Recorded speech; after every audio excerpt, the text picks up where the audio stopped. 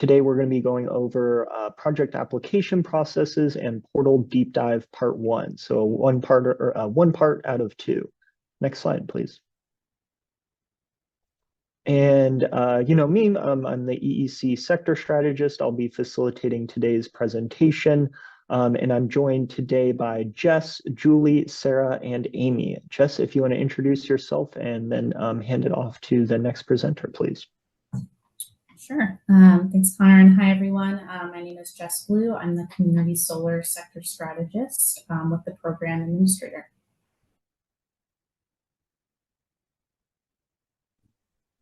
Hi, everyone. My name is Julie Hurwitz, and I'm the Large DG Sector Strategist with the Program Administrator. Morning, everyone. My name is Sarah Wood. I'm a project manager with the Program Admin. Morning, everybody. My name is Amy Jackson. I'm the Director of Solar Implementation. Great. Thanks so much for the introductions, all. Next slide, please. So today's icebreaker, if you want to drop it into the chat, is what is your favorite type of clean energy, excluding solar? So if you have a secondary preference to solar, please drop it in the chat. Next slide, please.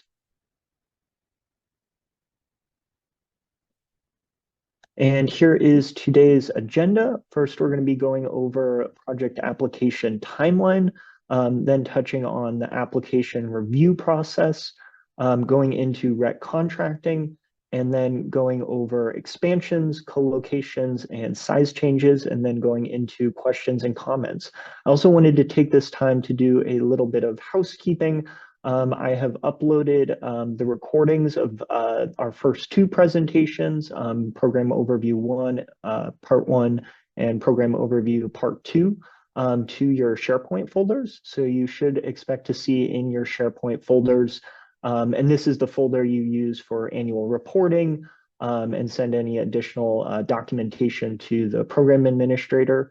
You'll be able to find a folder for mentorship program resources there. So you'll see the recordings, these slide decks from the past 2 presentations, as well as the annual checklist we mentioned in the very first presentation, and we'll be going over into further depth on during the ongoing program requirements presentations later in the series.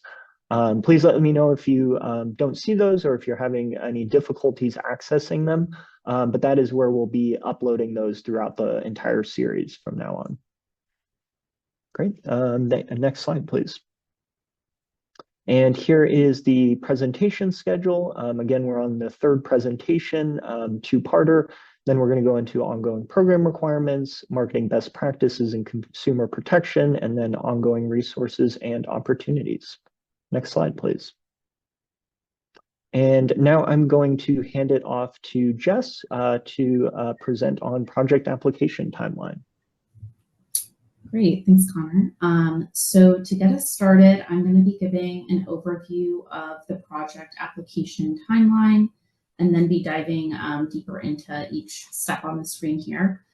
So first, we're going to start off with the customer disclosure form, followed by the customer contract, move into part 1, application submission, batch submission and approval, REC contract execution, project installation and energization, followed by GATS and MRECs project registration, part 2, application submission and approval, and then into issuance of payment and any kind of ongoing requirements. Next slide, please. So the disclosure form and program brochure. So what is the disclosure form and why is it important? The form includes important information to the customer on their solar contract and must be completed and provided to them for signature prior to contract execution. We have several different disclosure forms in the Illinois Shines program. Sorry, my cat just jumped up. So we have 3 DG forms, system purchases, leases, power purchase agreements, and then 1 community solar form. And so those forms have different information included here, such as the contact information, information on pricing, any kind of information on the solar project itself, as well as what happens in terms of savings, any kind of information, maintenance, as well as what happens if the customer moves. Next slide, please.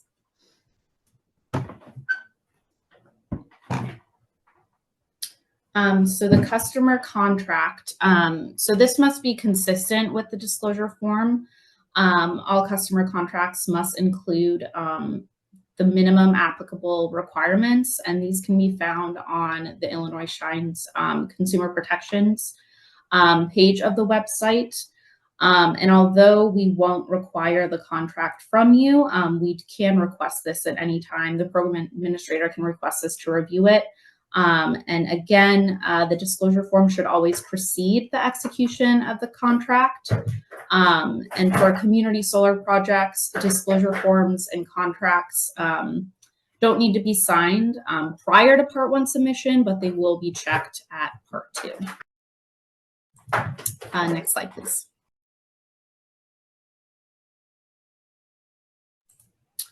So moving into Part 1 application, this is typically completed during the design phase, and we submit the Part 1 application on the Illinois Shines portal.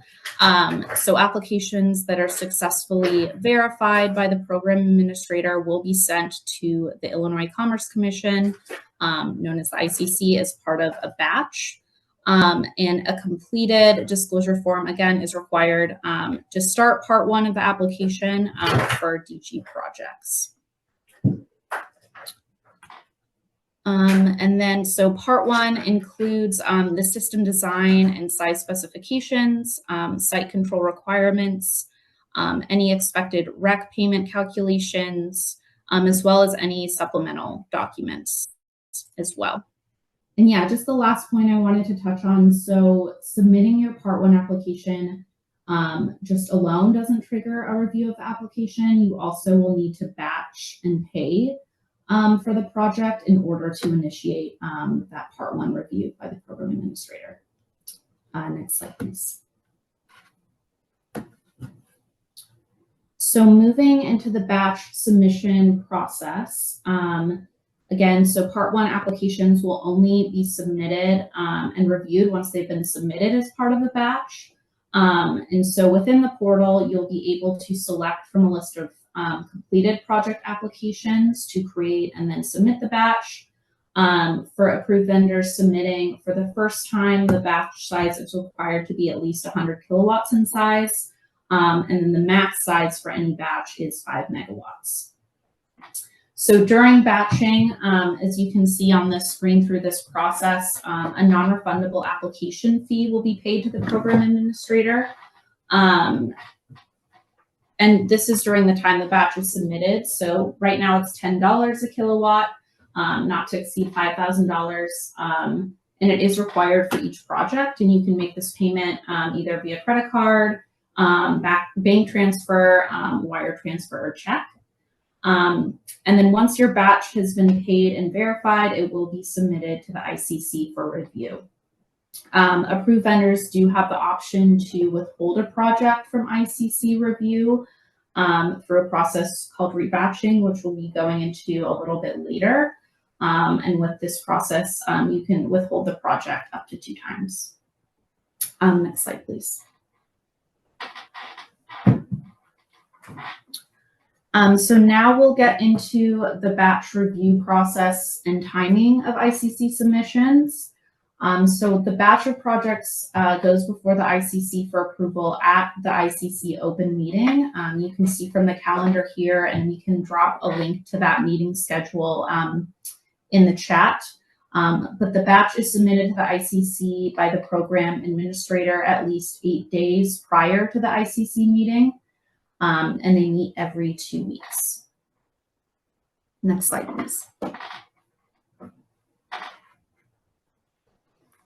So moving into the REC contract, the purchase of renewable energy credits, also known as RECs, by the utilities, which are buyers in the REC contract, from approved vendors, which are the sellers in the REC contract, is how renewable energy production is incentivized in the Illinois Shines program. So 1 REC equals 1 megawatt hour of production of generation. And the REC contract is an agreement between the specific utility and the approved vendor. We have 15-year REC delivery contracts for DG projects and CDCS projects, and then 20-year contract for TCS projects. And then EEC projects will receive the contract length of the corresponding category. So within 30 business days of the ICC approving the contract, the product order collateral constituting 5% of the value of the systems REC contract must be paid. So once the ICC has approved your batch, this is when you're going to get the REC contract, and you do have to sign this within 7 days and post that collateral as mentioned. And if you do not do this, the project does risk removal from the contract and then also from the program. Next slide, please.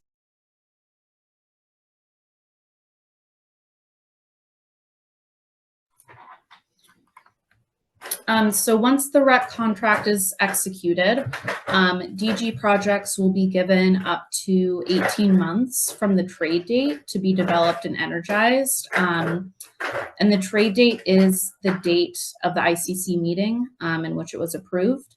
And community solar projects will be given 24 months from the trade date to be developed, energized, and also demonstrate they have sufficient subscribers. Certain extensions can be granted for this, and more details around those can be found in the REC contract. Next slide, please. So once a project is energized, approved vendors need to register the system within either GATS or MRETS and create an irrevocable standing order. These are 2 tracking registry systems used to track REC creation, transfer, and retirement. Every approved vendor is required to have an account with at least one of these registries, and will need to enter the generation into the system as frequently as monthly and at least once annually. Next slide, please.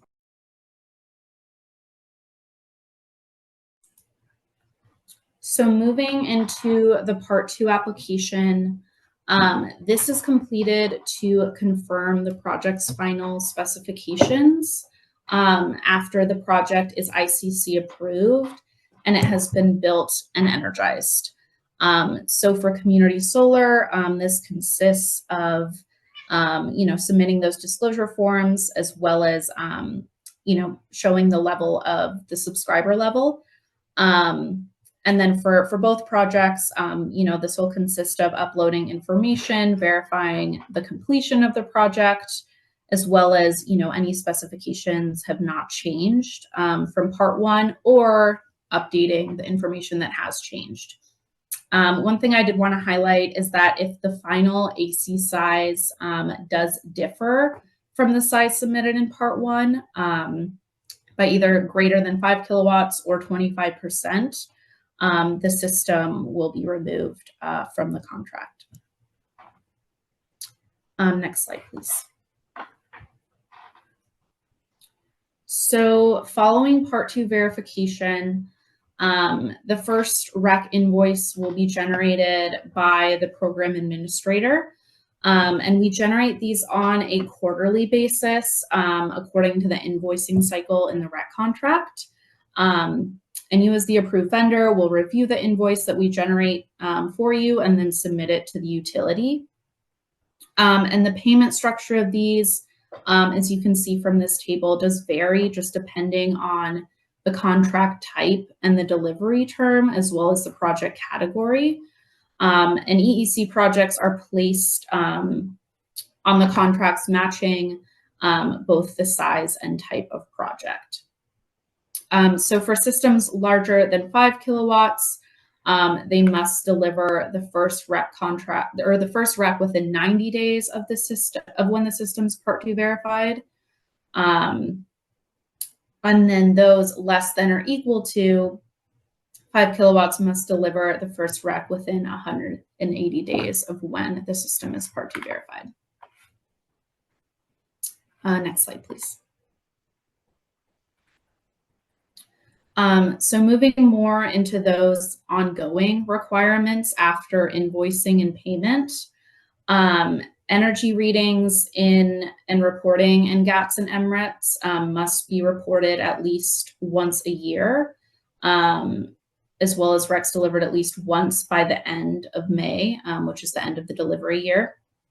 And then also on an annual basis, each approved vendor is required to submit an annual report for all of the contracts and systems in their portfolio. And this basically just serves as a basis to verify that, RECs are being delivered as required. And this is for the program year, so June 1st through May 31st. And then we also have the REC performance evaluation. So after 3 full delivery years, the program administrator will analyze what the system was expected to produce versus what the system actually produced regarding the REC delivery. And any kind of discrepancy in this may result in a drawdown of the AV's collateral.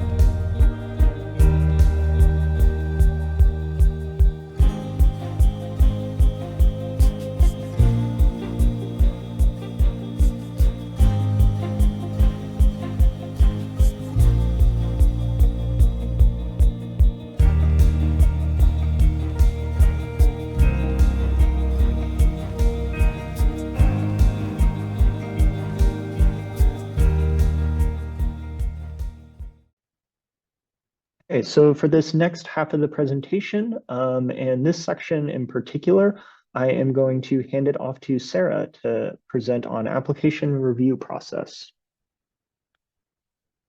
Perfect. Thanks, Connor. Next slide, please. So I'm just going to touch briefly on some of the different stages that an application might go through throughout its lifetime. So the first status that an application will be in is in progress. This is the point at which an approved vendor is still working on an application, still editing or adding in final pieces of information. Then an application will move to submitted status. At this point, the application has been completed and it has been fully submitted. It's important to note that in the submitted status, it's no longer editable, so you're not able to go back and fix any errors. So always make sure to review your application prior to submitting.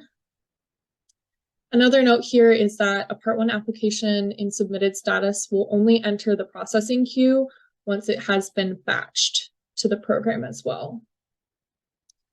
The next status an application may move to is reviewed. So it is at that point been reviewed by the program administration and is waiting final determination. Within review, there are some sub statuses that an application may enter into. This includes tech review, where our team is reviewing specifications relating to the equipment. It may enter need info status, which basically entails we have a question or a confirmation we need to make with the approved vendor, and we're waiting for a piece of information from the approved vendor. It's important to note here that if an approved vendor is non-responsive to a need info email, or the application stays in need info status, it will remain there until that information is provided, and it won't move forward into verified or any other stages. So the next stage, as I just mentioned, would be verified. So once an application enters verified status, it indicates that all of the application information and data provided is compliant and any need info cures have been made. Finally, one of the potential statuses an application may enter is not accepted. Not accepted encompasses a couple of different scenarios. So an application that is not accepted has been rejected and will never be verified. This could be due to a confirmed duplicate application. This could be due to an approved vendor withdrawing their application, or this could be due to an application being removed. So the difference between withdrawing an application and removing an application, withdrawing specifically refers to withdraw prior to contracting. Now, if an application has been contracted with the utility, if that system, if you want to withdraw that system, it's technically called removed because it is also fully removed from the contract. On the screen here, you can see 3 different examples of paths that an application might take and all the statuses. These are by no means exhaustive. They're just to demonstrate the flow of things. Next slide, please. I'd like to take this opportunity to highlight a couple of common reasons for an application to go into need info status.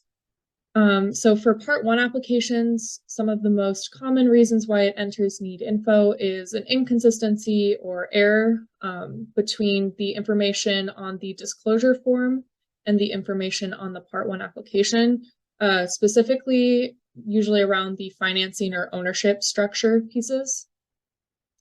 Also, we see a lot of mismatching documents uploaded to an application. For example, let's say for application 1, an approved vendor accidentally uploads documents for their second application. So just completely wrong site.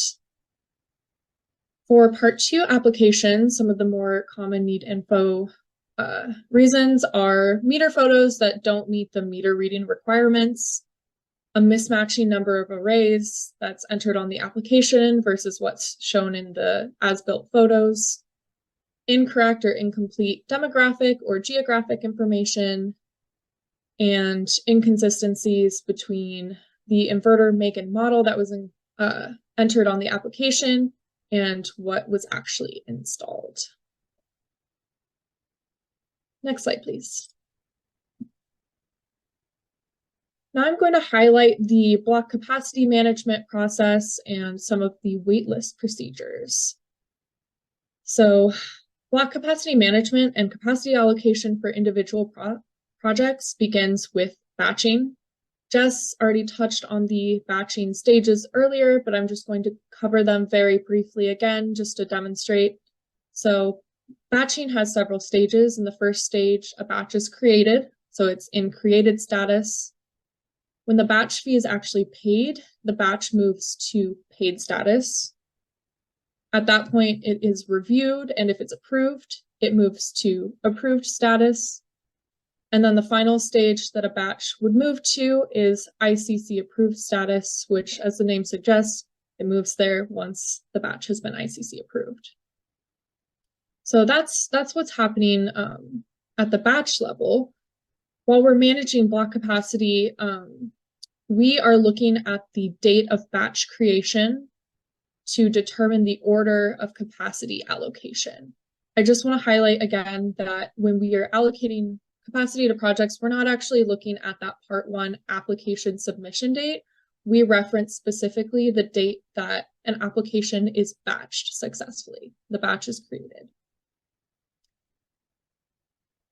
So an application moves through several statuses throughout its lifetime pertaining to capacity management. So when an application is Part 1 submitted, its capacity status is in submitted status. If you're following along here on the graphic, I am going along the block capacity track, that second track. Once an application is included in a batch and that batch fee is paid, the allocation status for that particular application goes into batched capacity status. And then finally, when a batch is ICC approved and the project is contracted, that application officially moves into allocated capacity status. So in order to understand how much uncontracted available capacity there is, we as the program administrator deduct the amount of allocated capacity and batched capacity from the entire block size. And what's remaining is capacity that is available for us to use.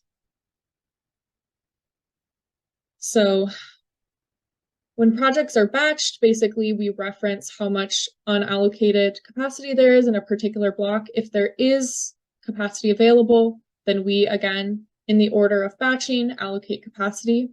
And if there's not capacity available, those projects move on to a wait list. So when a block becomes full, there is a soft close period that begins. So this soft close period allows for 10 extra megawatts available over 7 calendar days. So when a block closes, soft close period begins. Typically when this happens, a program announcement is sent out so that everybody is aware. The soft close period ends when one of two things happens first. So when either the 10 megawatts are exhausted or when those 7 calendar days are up. At the end of that soft close period is what we call the hard close period. So that's when that period is done. Anything batched after that hard close period goes to the waitlist automatically. And one exception I do want to bring up here is that the TCS, traditional community solar, and CDCS blocks do not have soft close capacity. So projects that are put onto the wait list either have to wait until the next program year, or throughout the current program year, projects may be withdrawn or removed from contracts. So as that happens, capacity is freed up and projects that are on the wait list may be selected off. As for the block sizes themselves, the block sizes are predetermined by IPA at the beginning of every program year. At the beginning of every program year, we do roll over the waitlist from the previous program year. So we allocate capacity to those waitlist projects first at the beginning of a program year, and then we allocate based on the submissions for the new program year. Next slide, please. All right, so I'm going to expand a bit more on waitlists and the block capacity dashboard. Starting off, I just want to highlight reasons why projects are put on the waitlist. So the most common reason is that a particular block has exhausted its capacity. The second most common reason is that an approved vendor has hit their developer cap. So when do projects come off the waitlist? As I had previously highlighted, projects can come off the waitlist during a program year as contracted projects are removed and capacity is freed up, or they might be taken off the waitlist at the beginning of another program year when that waitlist is rolled over. And I just mentioned developer cap, so I'm going to talk a bit more about that. A developer cap is basically a cap that's applied to certain blocks that prevents an approved vendor or a group of affiliated approved vendors from being allocated more than a certain percentage of a block's capacity. For example, the TCS block has a 20% developer cap. It's important to note that projects that have been waitlisted due to an approved vendor developer cap cannot be selected off of a waitlist in that same calendar year, in that same delivery year. So if you have projects, let's say, for example, that are waitlisted due to the approved vendor developer cap in the 23-24 program year, let's say even if capacity opened up for that particular block, your project would not be able to be selected off because then that would exceed your developer cap. Those approved vendor cap waitlisted projects are eligible to be selected during the next program year. Finally, I just want to highlight the location of some resources that'll be really useful to you on the Illinois Shines website. So if you're on our main website and you select the reporting and data drop-down menu, there's a button that says block capacity dashboard. So on that page, you can find the actual wait lists for the 23-24 program year and any subsequent program years. You can also find our block capacity dashboard, which shows the amount of available capacity for each of these blocks every day. That dashboard is updated twice a day, so the information is quite current.